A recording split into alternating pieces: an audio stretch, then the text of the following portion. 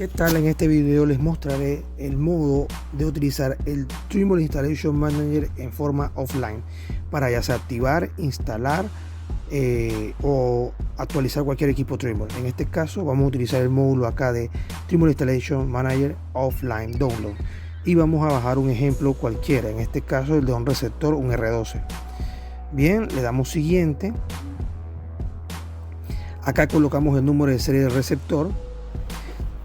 También puedo colocarlo desde un archivo. ¿Okay? Este archivo, como dice las instrucciones acá arriba, es un archivo TXT donde tiene que tener ciertos parámetros que lo indican aquí.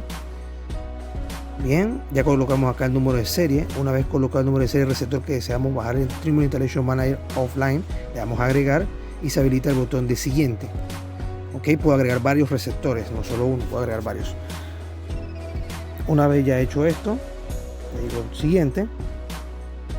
Y acá se mostrará el receptor, el tipo de firmware que está disponible, el último, también la fecha de garantía del firmware, en este caso de mantenimiento, y me da las opciones para la descarga. Bien, acá abajo la descarga con la licencia y las aplicaciones o solo la licencia. Si le doy solo la licencia, va solo. Si le doy licencia con aplicaciones, me da la licencia con firmware, perdón, me da la opción de instalar la licencia con el firmware, la última versión. Le digo siguiente. Bien, esta parte le damos siguiente y cuando le demos siguiente acá me indica como una advertencia de que se va a activar el equipo si no está activado.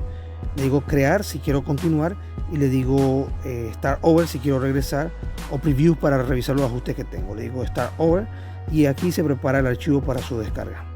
Este archivo va a ser un zip que va a contener un manual de instrucciones, un Trimble Installation Manager offline para ejecución, no para instalarse, y va a contener los archivos de firmware y de activación necesarios para este receptor.